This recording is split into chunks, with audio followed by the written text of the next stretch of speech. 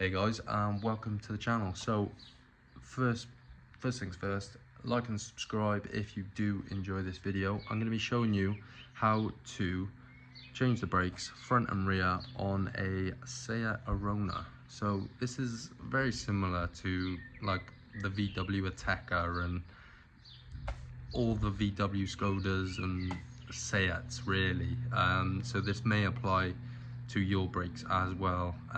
So I'll show you the car now, and we're going to crack on with the fronts first. It's going to be a quick video, just show you how I do it, and hopefully this helps. So let's crack on. First things first, open the bonnet up and you've got your brake fluid reservoir there. Take the cap off, because what we're going to be doing, we're going to be pushing fluid from the caliper back up through the pipes, and it'll be ending up in the reservoir there. So you don't want to keep that cap on because you'll create pressure and you may burst a line or something like that. So yeah, let's move on to the front wheel here. And these ones have the dust caps on, and you've got, normally in the boot you've got a little tool like this, and you basically just grab it round the back of the cap, twist it, and it should pop out. But I've been using a pair of needle nose pliers because I much prefer them, well, when it works. But get those caps off first. Basically they're all off. Got 17mm on, well, I've got an impact, you can use something else. Take all 5 nuts off, and then you've also got your wheel nut, and you just want to loosen them off first, and then we're going to jack it up, because some of you may have like a breaker bar and you can only do it when the tire's down, but I just loosen them off with the gun and then jack it up. But you can do that in any order you want, really. It's up to you, because anyone with an impact would put it up in the air first and then just gun them off. So whatever you've got, do what works for you. But basically the next step is take the wheel off and jack it up. Right, so I'll uncover the caliper and the disc, and then on the back here you've got these little dust covers. Get a little pick, screwdriver, whatever you want, and there's 2 of them, one at the bottom, one at the top. Oh, there we are, sorry. Take them both off, don't lose them. Look like that, VW. And then under those dust covers there'll be a T45 bolt, top and bottom. Again, you want to just ratchet them off. Now with those 2 bolts fully clearing the back of the caliper there, you can wiggle them about, you can even take them out, but I just leave them just sat just clear of the caliper there. We're now going to have to get this caliper off of here, and it normally takes a bit of persuasion with a hammer, just on the bottom, on the top. We need to basically get this tongue here sat up there, so we want to hammer it up from the bottom there and scoot it over. So I don't want to keep tapping on the hammer, it's just a bit annoying to hear, but you know what I mean. You want it basically up, out the way, and over to the right there. I'm working on the driver's side here, so it's the same on the other side, but just towards the front of the car basically. Let's get that off. Once you get that off, you can basically just flip it on the top of the disc, and we can remove the pads. Probably need 2 hands for this. Yeah, probably need 2 hands. Now you've got 2 different size clips on the back. This is the larger one, this is the smaller one. The smaller one goes in the front of the caliper, the one facing you, and then the bigger clip actually clips in to the piston itself. So what I'm going to do now is I've got a rewind tool. Yours may look different to this. You can go about it a couple of different ways. There's ways on TikTok with like G clamps and stuff like that, but this is the sort of the correct tool. And you basically have different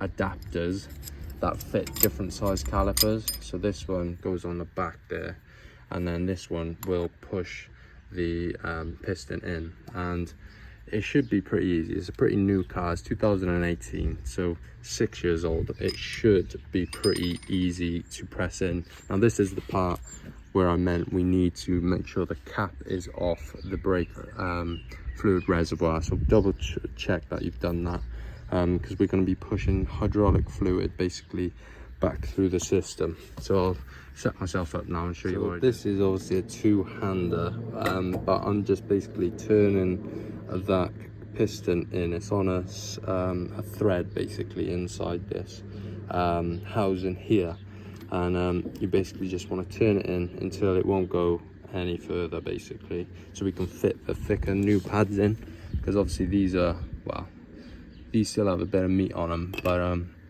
you need the extra width to allow for the new piston, new pads to go in there. So I'm going to keep turning this now, and then I'll show you. So an extra step I like to take is just to get a little wire brush and give it all just a bit of a clean, bit of a spruce, because you've got just brake dust most of the time just caked on the caliper and the caliper bracket there. So just give it a bit of a tidy up really. Now next step, compare your new parts to your old parts. I'm using Apex Blue pads. I'm taking these brake fit pads off because they tend to squeak, so that's the reason I'm changing these. But just make sure that they're exactly the right size and the right ears on them, right size clips, etc, etc. And we can grease these up. Now to get this clip back in, I use a screwdriver on the one side and then pried it in, and then your one hand is just basically like clamping it into position.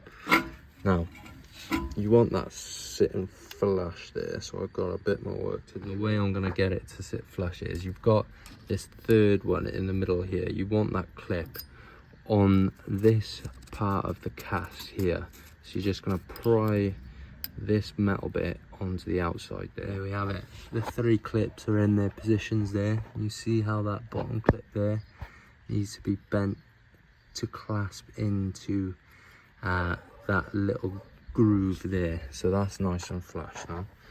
And all I did was a bit of copper grease on the 2 ears where the pad likes to slide, but this back one doesn't actually slide at all. This one does here on the piston. So now we're going to do the same thing on the back pad, if you like. Now that we've pushed the piston back in, we're going to clip this in, and remember that it's upside down because we've flipped the caliper over. That is in there nice and flush. I also like to re-grease these little bolts that go in the back here, just slightly, just a nice thin layer of grease in there, just so they can slide as well. On reinstallation, you want that lip there on the bottom closer to the back of the car, basically just hooked over like so, otherwise it won't fit in at all. And then you just want to line up the caliper then and get those bolts in hand tight, and then use your ratchet for the rest of the way. And then once that's up nice and tight, doesn't take much, dust covers back on, and that is your pads changed over. So it's just wheels back on, to hook up the wheels, jack it down, move on to the rear, and that's what I'm gonna do. So similar story on the back, but I think it's much easier on the back. You just got these 13mm bolts here and here, and then you just want to hold that nut on the inside there.